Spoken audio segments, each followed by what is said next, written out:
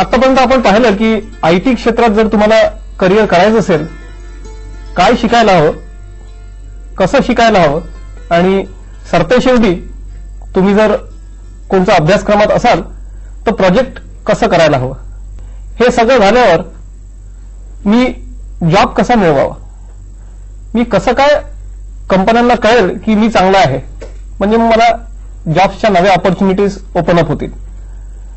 तर त्याच्यातली सर्वात पहिली पायरी असते की आपला रिझ्युमे बनवणं. पुष्कळ याला रिझ्यूम सुद्धा म्हणतात. या विषयावर आपण सविस्तर चर्चा करणारच आहोत आज. तर तो कसा लिहायचा जेणेकरून तुमचं प्रेझेंटेशन अत्युत्कृष्ट राहू शकतं, याच्याविषयी आज आपण कानेटकर सरांसोबत चर्चा करणार आहोत. मला वाटतं सर्वात पहिले सर तुम्ही सांगा की रिझ्युमे हा शब्द आला कुठून? सगळ्यात अगोदर त्याच्याही अगोदर मी एक सांगेन की हा रिझ्युमे शब्द जो आहे हा बरोबर लिहिलेला असला पाहिजे. अच्छा. ईच्या वर एक असा एक डॅश असतो, त्याला म्हणतात डायक्रिटिकल मार्क. तो डायक्रिटिकल मार्क असला पाहिजे. तो जर नसला तर ते रिझ्यूम असा एक इंग्रजी शब्द तयार होतो. बायोडाटा कृपया कोणीही लिहू नये. बरोबर. कारण बायोडाटा टाईपच देत असतो. आपण जर सॉफ्टवेअर प्रोग्रामरच्या पोझिशन करता अप्लाय करत असलो तर तो रिझ्युमेच असला पाहिजे. बरोबर. करिक्युलम व्हिटे लिहू नका.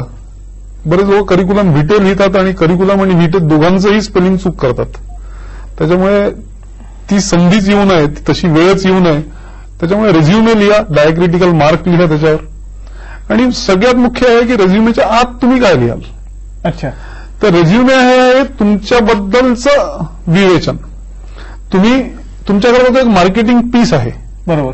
आणि तो नुसतं आपला सबमिट करून दिला आणि काम झालं असं नाही. त्याच्या थ्रू तुम्ही त्या कंपनीशी बोलता आणि त्याच्या थ्रू तुम्हाला कॉल येणार आहे, एका इंटरव्ह्यू करता म्हणा, रिटर्न टेस्ट करता म्हणा.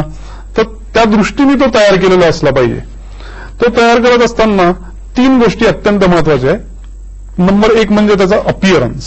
त्याला अतिशय महत्व आहे. म्हणजे शेवटी आपण म्हणतो ना की पहिलं इम्प्रेशन चांगलं असलं पाहिजे. तो रेझ्युमे बघितल्याबरोबर असं कोणाला वाटलं पाहिजे की याच्यात पुढे काय आहे ते मी वाचलं तर पाहिजे. कंटेंट्स त्याच्यात चांगले असले पाहिजे आणि तो शेवट सुद्धा चांगला असला पाहिजे. म्हणजे त्या सगळ्यात शेवटची जी लाईन असते ती वाचून तो ह्युमन रिसोर्सेस डिपार्टमेंटचा जो माणूस असेल त्याला वाटलं पाहिजे की या विद्यार्थ्याला काही नाही तर कमीत कमी एक रिटर्न टेस्ट द्यायला तरी आपण बोलवलं पाहिजे. तर अपिअरन्स, कंटेंट्स आणि एंडिंग हे तिन्ही आपण रिझ्युमे लिहित असताना अगदी व्यवस्थितपणे विचार करून लिहायला पाहिजे. अच्छा. मला फक्त एक विचार असं वाटतं की आपण हे जे बोलतोय की हे अपिअरन्स चांगला हवा, पुष्कळ चांगला हवा म्हणजे काय करायला नको हे सुद्धा मुलांना कळत नाही. कारण चांगला करायच्या नादात जसं एखादा ऍक्टर मेकअप जरा जास्त करू शकतो, तसंच रिझ्युमेचं पुष्कळ होतं की ते खूप सुंदर दिसावा या प्रयत्नांमध्ये ते स्पॉईल करतात रिझ्युमे. तर तसं न होण्यासाठी काय काय काळजी घ्यायला हवी असं तुम्हाला वाटतं? तर सगळ्यात अगोदर तर आपण एक लक्षात ठेवलं पाहिजे की रेझ्युमेची कॉपी कोणालाही आपण देत असताना ती कधीही झेरॉक्स कॉपी देऊ नये.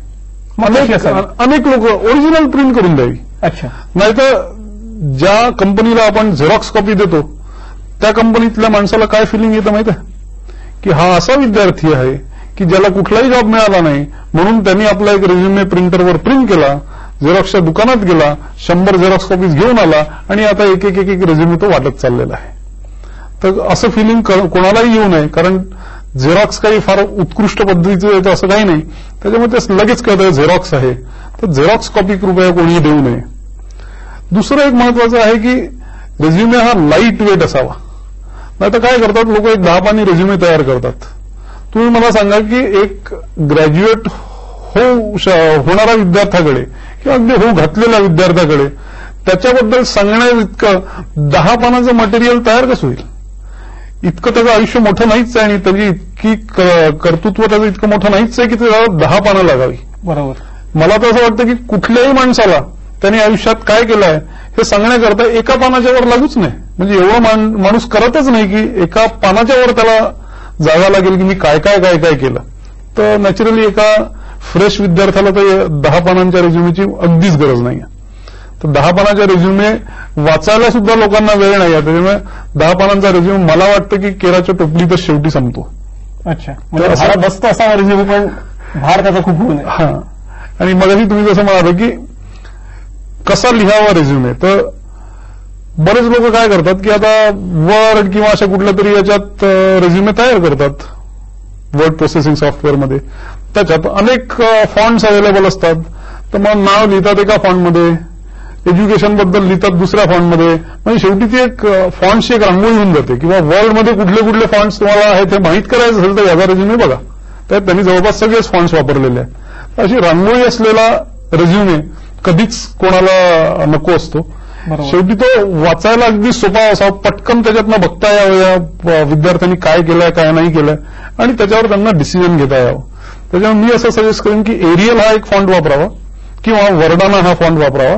हे दोन्ही फॉन्ट्स वापरायला अतिशय इझी आहेत, अतिशय सोपे आहेत. अच्छा, तुम्ही जशा वेबसाईट्सही बघाल, काही वेबसाईट्स तुम्हाला असं वाटतं अरे हे किती छान आहे, पटकन मला वाचता येतं. काही वेबसाईट्सवर जाल तर तुमच्या लक्षात येईल की बापरे हे फारच क्लिष्ट आहे. कंटेंट तेच असेल कदाचित, पण ते क्लिष्ट याच्याकरता वाटतं कारण फॉन्ट चुकीचा निवडलेला असतो. अच्छा, काही लोक चुकीने टाइम्स न्यू रोमन हा फॉन्ट वापरतात त्यांच्या वेबसाईटवर. हा अतिशय कठीण आहे वाचायला. बरोबर. तो कागदावर जर प्रिंटेड असेल तर वाचायला सोपा आहे, पण स्क्रीनवरनं रीड वाचताना ते नक्की त्रासाचं जातं. म्हणून चांगल्या वेबसाईट जर तुम्हाला आवडली कुठली वेबसाईट तुम्ही जर बघितलं तर त्यांनी नक्कीच वर्डाना 9 पॉईंटचा फॉन्ट साईज हा वापरलेला असतो. त्याच्यामुळे रांगोळी करू नये. एरियल किंवा वर्डाना 9 पॉईंट किंवा 10 पॉईंटमध्ये तो रेझ्युमे टाईप करावा. जास्तीत जास्त तुम्हाला ऑक्युपेशन किंवा एज्युकेशन असं लिहायचं त्याला बोल्ड करावं. त्याच्या पलीकडे त्याला इटॅलिक किंवा त्याला अजून अंडरलाईन असं वगैरे करायची काहीच गरज नाही. तर हे अत्यंत महत्वाचं आहे की तुमचा रेझ्युमे वाचता यायला पाहिजे लोकांना, नाही तर त्याच्या पुढे गाडी सरकणारच नाही. मग आता ही पहिली तयारी झाली की बरोबर फॉन्ट वापरायचा, बरोबर साईज वापरायचा फॉन्टचा. त्याच्यानंतर त्या रेझ्युमेच्या आत काय असायला हवं? आता अनेक जे सॉफ्टवेअर्स असतात त्याच्यात रेझ्युमे बनवण्याकरता सुद्धा एक टेम्पलेट अवेलेबल असते. त्या टेम्पलेटमध्ये सगळ्यात पहिलं जे असतं ठळक असं जे दिसतं ते असतं ऑब्जेक्टिव्ह, की तुमचं करिअर ऑब्जेक्टिव्ह काय आहे. तर काय करतात विद्यार्थी की तसं ऑब्जेक्टिव्ह काहीच नसतं. बरोबर. म्हणून ते काय करतात की 2-4 वेबसाईट्स व्हिजिट करतात किंवा गुगलमध्ये जाऊन ऑब्जेक्टिव्ह टाईप करतात, करिअर ऑब्जेक्टिव्ह, 4-5 साईट्स व्हिजिट करतात, बघतात की कोणाकोणाचं काय काय ऑब्जेक्टिव्ह आहे आणि मग बघतात की अरे हे सेंटेन्स फारच चांगलं आहे, हे माझं करिअर ऑब्जेक्टिव्ह असू शकतो. म्हणून तिथून कट करतात, वर्डमध्ये पेस्ट करतात, रेझ्युमे फर्स्ट क्लास तयार करतात, प्रिंट करतात. तो रेझ्युमे जेव्हा एका इंटरव्ह्यू रूमपर्यंत पोहोचतो आणि याला इंटरव्ह्यूचा कॉल येतो तेव्हा अनेकदा म्हणजे मी अशा अनेक इंटरव्ह्यू रूम्समध्ये गेलेलो आहे जिथे मी पहिला प्रश्न विचारतो का रे तू तुझ्या रेझ्युमेमध्ये तू करिअर ऑब्जेक्टिव्ह लिहिला आहे तर तू मला थोडं सांगू शकतो का तुझ्या करिअर ऑब्जेक्टिव्ह बद्दल. तेव्हा त्याला एकदम आठवतं अरे मी हे तर कॉपी करून लिहिलं होतं, आता मला माझ्याकडे काहीच नाही करिअर ऑब्जेक्टिव्ह बद्दल बोलायला. त्याच्यामुळे लिहिलेलं एक असतो आणि तो सांगतो की माझं करिअर ऑब्जेक्टिव्ह हे आहे हे दुसरंच असतं. म्हणजे काय की तुमचा इंटरव्ह्यू सुरूच एकदम चुकीच्या पद्धतीने होतो कारण तुम्ही जे लिहिलेलं आहे आणि तुम्ही जे बोलताय याच्यात सुसंगतता काहीच नाही. तर करिअर ऑब्जेक्टिव्ह जे असतं ते विचार करून लिहायला पाहिजे, अगदी छोटं लिहायला पाहिजे, 2च ओळींचं असावं, ते अगदी साध्या सोप्या शब्दांमध्ये असलं पाहिजे. कारण शेवटी क्लिष्ट शब्द टाकले तर तुम्हाला इंटरव्ह्यू रूममध्ये जे प्रेशर असतं त्या प्रेशरमध्ये ते रिप्रोड्यूस करता यावं. बरोबर. असं एकदम साधं सिंपल असावं हे सगळ्यात महत्वाचं आहे. नाहीतर तुमच्या रेझ्युमेची सुरुवातच चुकीची होते. बरोबर. दुसरं आहे की तुमचे एज्युकेशनल क्वालिफिकेशन सगळ्यात असले पाहिजे. बरोबर. तिसरं तुमचे स्किल्स, कम्प्युटिंग स्किल्स जे आहेत किंवा आयटी मधले जे स्किल्स आहेत ते व्यवस्थित मांडलेले असले पाहिजे. मला एक विचार असं वाटतं की स्किल्स जसं तुम्ही म्हणाला पुष्कळ लोक हे लिहितात की मला रिडिंग आवडतं, मला माझ्या हॉबीज या आहेत, मला फुटबॉल आवडतो, मला स्विमिंग आवडतं. याचा रिझ्युमेमध्ये काही फार रोल आहे असं तुम्हाला वाटतं? अगदीच किरकोळ आहे असं म्हणजे जर तुमचं आयटी मधली प्रबलता जर जाणवली, जर असं वाटलं की हा कॅन्डिडेट सगळ्यात चांगला आहे तर एक साईड पॉईंट म्हणून किंवा एक छोटा एक इंटरेस्ट म्हणून कोणी विचारू शकतो वा तुझ्या हॉबीज काय आहे. पण लोकांची हॉबीची लिस्ट एकदम मोठी असते. टेक्नॉलॉजी स्किल्सची लिस्ट थोडी छोटी असते पण हॉबीजची लिस्ट खूप मोठी असते. तर अशा रिझ्युमेला काही फारसं महत्व मिळत नाही. बरोबर. एज्युकेशन जे असतं एज्युकेशनला महत्व आहे शेवटी रेझ्युमेमध्ये. तर एज्युकेशन बद्दल तुम्ही जेव्हा लिहित असता तेव्हा 8वीमध्ये तुमचा कितवा नंबर आहे याला काहीच त्या इंटरव्ह्यू रूममध्ये महत्व नाही. बरोबर. त्याच्यामुळे एज्युकेशन बद्दल लिहित असताना एक रिव्हर्स क्रोनॉलॉजिकल ऑर्डर पाहिजे की तुम्ही सगळ्यात शेवटची कुठली परीक्षा दिली ती सगळ्यात शेवटी तुमचा रिसेंट परफॉर्मन्स आहे. त्याच्यात तुमचा काय परफॉर्मन्स होता हे सगळ्यात महत्वाचं. बरोबर. त्याच्यामुळे तुम्ही जर फायनल इयरमध्ये असाल तर final year, third year, second year, first year, 12वी, जास्तीत जास्त 10वी. 11वीतल्या मार्क्सला महत्व नाही आपल्याला माहित आहे. 10वीचे सुद्धा फारसे जास्त मॅटर करत नाहीत. 12वी नंतर तुमचा परफॉर्मन्स कन्सिस्टंट आहे की नाही हे बघितलं जातं. त्याच्यामुळे रिव्हर्स क्रोनॉलॉजिकल ऑर्डरमध्ये लिहिणं जरुरी आहे. डिग्रीचं नाव लिहिणं अगदी जरुरी आहे. बरोबर. त्याच्यानंतर कुठल्या युनिव्हर्सिटीमधनं तुम्ही पास केलं, कुठल्या डेटला पास केलं, म्हणजे कुठली परीक्षा तुम्ही केव्हा दिली. बरेचदा काय होतं की लोक आपला जो पूर्वकाळ असतो तो लपवण्याचा प्रयत्न करतात. समजा काही कारणाने एका मुलाने 3 वर्षाचा कोर्स 4 वर्षात केला असेल किंवा 4 वर्षाचा कोर्स 5 वर्षात केलाय, तर त्याला काय वाटतं की आपण असं करूया ना की आपण जे वर्ष जे होते ना ते वर्ष लिहिलेच नाही तर कोणाला कळणारच नाही. हे अगदी चुकीची समज आहे. चुकीचा समज या कारणाने आहे कारण तो HR डिपार्टमेंटमध्ये जो माणूस बसला असतो ना त्याला पगार फक्त हेच सगळं बघायला दिलेला असतो. बरोबर. किंवा हे सगळं बरोबर आहे की मी तू बघून घे. त्याच्यामुळे त्याला जर काही तुम्ही लिहिलं नाही तर ते लगेच त्याच्या डोळ्यात खुपतं. बरोबर. त्याच्यामुळे जो असं समजतो की मी खूप स्मार्ट आहे आणि मी हे सगळं लपवू शकीन आहे हे अतिशय चुकीचं आहे. दुसरी गोष्ट, लोक एज्युकेशन नंतर जेव्हा टेक्नॉलॉजीबद्दल लिहितात किंवा तुमच्या IT स्किल्स काय आहे त्या IT स्किल्समध्ये लोक लिहितात की मला 5 लँग्वेजेस माहित आहे, 5 टेक्नॉलॉजीज माहित आहे, 5 टूल्स माहित आहे. हे मी जेव्हा इंटरव्ह्यू घ्यायला जातो जेव्हा मी हे बघतो कुठल्या एखाद्या फ्रेशरच्या रेझ्युमेवर तर तुम्हाला सांगतो मला खरोखर न्यूनगंड येतो. किंवा मी तर या फील्डमध्ये गेले 15 वर्ष काम करतोय, मला सुद्धा एवढं येत नाही. तर या फ्रेश माणसाला 5 लँग्वेजेस, 5 टेक्नॉलॉजी आणि 5 प्लॅटफॉर्म्स येतील असा मला अगदीच विश्वास बसत नाही. आणि मी गेले सतत 15 वर्ष 12 तास काम करतोय. त्याच्यामुळे मला असं वाटतं मला तर यायला पाहिजे जे याला येतं. बरोबर. पण तसं काही नसतं. त्याच्यामुळे तो काय करतो बिचारा, तो दुसऱ्याचा रेझ्युमे पाहतो. स्वतःचा रेझ्युमे तयार करत असताना तो बघत असतो आपले मित्र कसा रेझ्युमे तयार करतात आहे. तो रेझ्युमे तयार करत असताना त्याला कधी कधी दिसतं की अच्छा त्याच्या रेझ्युमेमध्ये एक व्हिज्युअल C++ नावाचा लँग्वेजचा उल्लेख आहे. त्याला असं वाटतं अरे माझ्या रेझ्युमेवर सुद्धा छान दिसेल नाही म्हणून तो आपला कॉमा लिहून व्हिज्युअल C++ लिहून टाकतो. मग त्याला असं वाटतं की अरे त्या मित्रांनी तर जावा पण लिहिला, मग हा एक कॉमा लिहून जावा लिहून टाकतो. पण प्रॉब्लेम काय होतो की हा जेव्हा विद्यार्थी इंटरव्ह्यू रूममध्ये पोहोचतो बरोबर तेव्हा त्याला त्या प्रत्येक शब्दाबद्दल जबाबदार धरलं जातं. त्याच्यामुळे त्यांनी जर जावा लिहिलं असेल तर तो नंतर असं म्हणू शकत नाही वा हे मला की नाही थोडंफारच येतं. मग इंटरव्ह्यू घेणारा म्हणू शकतो मग तू थोडंफार येतं तर लिहिलं कशाला की हे माझं स्किल आहे. बरोबर. स्किल केव्हा होतं जेव्हा तुम्हाला ती गोष्ट चांगली येते. बरोबर. फक्त तुम्हाला HTMLचा लॉंग फॉर्म माहित आहे म्हणून तुम्ही जर ते रेझ्युमेवर लिहिलं तसा माणूस नक्कीच पकडला जातो इंटरव्ह्यू रूममध्ये. आणि एकदा जर असं लक्षात आलं की या माणसाची इंटिग्रिटीच धोक्यात आहे बरोबर तर मग काही त्याला फारसं वेटेज मिळत नाही त्या इंटरव्ह्यू रूममध्ये. आणि शेवटचं जसं तुम्ही म्हणाले की रेफरन्सेस कसे द्यायचे तर रेफरन्सेस रिलेव्हंट असणं हे फार महत्वाचं आहे. संयुक्तिक असला पाहिजे, आपल्या विषयाशी धरून असला पाहिजे. दुसरी महत्वाची गोष्ट, बरेच लोक काय करतात की अरे हा ITतला माणूस माझ्या ओळखीच आहे, याचे क्वालिफिकेशन वगैरे चांगल्या हुद्द्यावर आहे, असं करतो ना मी याचा रेफरन्स देऊन टाकतो. म्हणजे न विचारता. तर ती एक घोडचूक ठरते. कारण तो माणूस जो असतो जो काही हुद्द्याला पोचला असतो तो बिझी माणूस असतो. मला माझे नावं सुद्धा अनेकदा लोक रेफरन्सेस म्हणून टाकतात.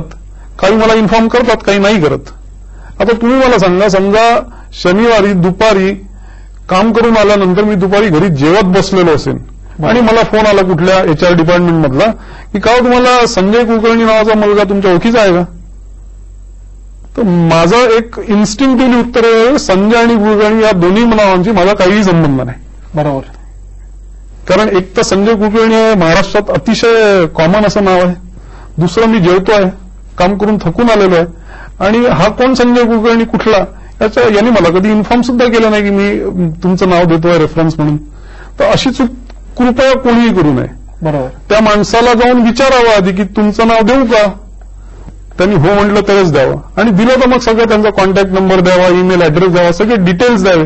म्हणजे त्या कंपनीला जर उद्या त्या माणसाला कॉन्टॅक्ट करायची वेळ आलीच तर ती त्याला करता आली पाहिजे. बरोबर.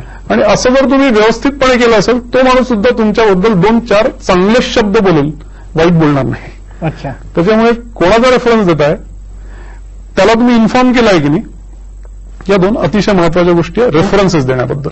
मला दुसरं विचारायचं की प्रोजेक्ट विषयी आपण रिझ्युमेमध्ये कसं लिहावं, कितपत लिहावं, कारण तो एक महत्वाचा मुद्दा आहे. बरोबर, अगदी बरोबर आहे. प्रोजेक्टबद्दल ठळकपणे तुमच्या रिझ्युमेमध्ये जागा असली पाहिजे. एक 5-7 ओळी तरी तुम्ही प्रोजेक्टबद्दल लिहिलेल्या असल्या पाहिजे आणि त्यात चांगल्या प्रकारे तुम्ही तेव्हाच लिहू शकता जर तुम्ही ते प्रोजेक्ट स्वतः अगदी व्यवस्थित मन लावून केलेलं असेल तर. बरोबर. तर प्रोजेक्ट हे जसं आपल्याला माहिती आहे की हे टीम वर्कचं आहे काम. तर प्रोजेक्टचा विषय काय होता, तुम्ही कुठला प्रॉब्लेम सॉल्व्ह केला आणि त्याच्यात सगळ्यात महत्वाचं म्हणजे तुमचा रोल काय होता. जर तुम्ही असं सांगितलं की 5 जणांची टीम होती, सगळं काम मीच केलं, तर तुम्हाला क्रेडिट मिळण्याची, डिस्क्रेडिटच मिळण्याची शक्यता आहे. कारण जेव्हा तुम्ही टीम बरोबर चालत असता शेवटी सगळं क्रेडिट हे टीमचं असतं, तुमचा फक्त रोल असतो. बरोबर. की हे काम तयार करण्यामध्ये माझा हा रोल होता बा. जर एखादा ऑटोमोबाईल कोणी तयार केली, एखादी मोटरसायकल तयार केली, तर मला नाही वाटत की त्यातला कुठलाच माणूस असं सांगतो ही मोटरसायकल मी तयार केली. शेवटी मोटरसायकल तयार करायला भली मोठी टीम लागते. बरोबर. त्या टीमच्या एका मेंबरनी सुद्धा जरी काम चांगलं नाही केलं तर फायनल प्रॉडक्ट काही बरोबर होत नाही. आणि सॉफ्टवेअर हे शेवटी सगळं टीमचं आहे, त्याच्यामुळे क्रेडिट किंवा डिस्क्रेडिट हे नेहमी टीमलाच मिळत असतं. छोट्या छोट्या टीम्स असतात, त्याच्यामुळे तुमच्या प्रोजेक्टची समजा 5 जणांची टीम असेल, 3 जणांची असेल, 2 जणांची असेल, तर टीमचं काय गोल होतं आणि त्याच्यात तुम्ही काय रोल प्ले केला हे ठळकपणे नमूद असायला पाहिजे तुमच्या रेझ्युमेमध्ये. बरोबर. आणि मला वाटतं पुष्कळ काही लोक जे शिकतानाच कधी काही नोकरी करतात, तर एक्सपिरियन्सही असू शकतो, तर त्याच्याविषयी जर नमूद केलं तर फायदा होऊ शकतो का? अगदी नक्की होऊ शकतो, अगदी नक्की होऊ शकतो. म्हणजे तुम्ही शिकत असताना काही प्रोफेशनल काम करायचा प्रयत्न केला तर त्याचं फार मोठं क्रेडिट आहे असं मी म्हणेन. कारण बाकी सगळे शेवटी शिकतच असतात, पण तुम्ही त्याच्या पलीकडेही जाऊन काहीतरी करायचा प्रयत्न केलाय याचं नक्की तुम्हाला क्रेडिट मिळतं. त्याच्यातही तुम्ही असं लिहायला पाहिजे की बाबा मी हे काम केलं, या तारखेपासून या तारखेपर्यंत केलं, याच्यात माझा जॉबचं नेचर असं होतं, या माझ्या रिस्पॉन्सिबिलिटीज होत्या आणि हे मी अचीव्ह करू शकलो. असं एक तक्ता जर तुम्ही बनवला, टेबल जर एक बनवला आणि त्याच्यात नमूद केलं शॉर्टमध्ये, तर त्याचं क्रेडिट नक्की मिळेल. तुम्ही अनेकदा फोटो पाठवता मित्रांना तर तुम्हाला मल्टीमीडियावर कळतं, विद्यार्थ्यांना युजली माहीत असतं. ऑर्कुटवर सुद्धा अनेक हे प्रकार करत असतात. त्याच्यामुळे एक साधं प्रेझेंटेशन करू शकतो आपण. अच्छा. किंवा मी काय काय केलं आयुष्यात, एक 5 स्लाईडचं प्रेझेंटेशन, आणि इंटरनेटवर ते फ्रीली अवेलेबल करून ठेवू शकता तुम्ही. slideshare.com नावाची साईट आहे, तिथे समजा तुम्ही तुमचं प्रेझेंटेशन अवेलेबल करून ठेवलं आणि तुमच्या पेपर रेझ्युमेवर समजा लिहून ठेवलं की details in electronic form available at slideshare.com/ तुमचं नाव. म्हणजे कोणाला समजा उद्या ते पाहायचं असेल तर त्यांनी फक्त त्या लिंकवर क्लिक केली की त्याला ते पाहता येतं. बरोबर. आणि इलेक्ट्रॉनिक फॉर्ममध्ये असण्याचा सगळ्यात फायदा हा आहे की समजा तो त्याला कोणाला अजून पुढे रेफर करायचं असेल तर त्याला फक्त एक ईमेल अटॅचमेंट म्हणून पाठवता येतं. बरोबर. पेपर दरवेळेस पाठवणं काही शक्य होत नाही. आणि ते काम जर बनून गेलं आणि ते त्यावेळेस झालं नाही, त्या घटकेच झालं नाही, तर मग त्याला ते मागे पडू शकतं. इलेक्ट्रॉनिक फॉर्ममध्ये जर अवेलेबल असेल तर सहज शक्य आहे. तर slideshare.com हे एक आहे. युट्यूब तुम्ही बघितलेच असेल, youtube.com वर अनेक चांगले व्हिडिओज आहेत. अच्छा. तुम्ही एका कॅमेरासमोर बसून, आजकाल मोबाईल फोनपासनं तर सगळ्या व्हिडिओ हँडीकॅम पासनं सगळ्या कॅमेरामध्ये रेकॉर्डिंग करण्याची सोय आहे. घराघरांमध्ये त्या उपलब्ध आहे. एका कॅमेरासमोर बसलं, स्वतःबद्दल 5 मिनिटं बोललं, त्याची एक WMV फाईल तयार केली तर youtube.com वर तुम्ही ती ठेवू शकता. बरोबर. म्हणजे काय होतं की समजा कोणाला तुम्हाला एका पोझिशन करता एम्प्लॉय करायचं असेल आणि त्या पोझिशन करता समजा मार्केटिंगची पोझिशन आहे, तर त्या पोझिशन करता नक्कीच हे महत्वाचं आहे की हा माणूस बोलतो कसा, बरोबर, हा माणूस दिसतो कसा, याची हाईट काय आहे, हे सगळं तुम्हाला पेपर रेझ्युमे म्हणणं कळत नाही ना. बरोबर. youtube.com वर तुमचा व्हिडिओ जर असेल तर तुम्ही त्याचा रेफरन्स रेझ्युमेमध्ये टाकू शकता. कोणी जाऊन पाहू शकतं की हा माणूस कोण आहे बा, तो कसा बोलतो बा, त्याचं इंग्लिश कसं आहे बा. कारण हाताने लिहिलेलं इंग्लिश, कोणाची मदत घेऊन लिहिलेलं इंग्लिश आणि कॅमेरा बसून समोर बसून तुम्ही जेव्हा बोलता तेव्हा ते तुमचं खरं इंग्लिश. बरोबर. तर या सगळ्या गोष्टी आज टेक्नॉलॉजीने अवेलेबल करून दिलेल्या आहेत. अच्छा. त्याचा या कारणाकरता सुद्धा एक हुशार विद्यार्थी उपयोग करू शकतो. म्हणजेच तंत्रज्ञानाचा वापर स्वतःला विकण्यासाठी किंवा स्वतःच्या सेलिंगसाठी सुद्धा सहज शक्य आहे. अगदी शक्य आहे. तर मला वाटतं मित्रांनो, आपण गेल्या 4 भागांमध्ये या कार्यक्रमाच्या करिअर भरारी या सत्रामध्ये सविस्तर चर्चा केलेली आहे. मला वाटतं यात तुमच्या मनात नवे नवे प्रश्न आणि त्या प्रश्नांची, तुमच्या असलेल्या प्रश्नांची उत्तरं हे दोन्ही झालं असेल. याच्यानंतर जर तुम्हाला आमच्याशी संपर्क करायचा असेल तर तुम्ही इंटरनेटच्या माध्यमातून ते जरूर करू शकता. एवढं बोलून मला वाटतं हा भाग आपण इथेच संपू. नमस्कार.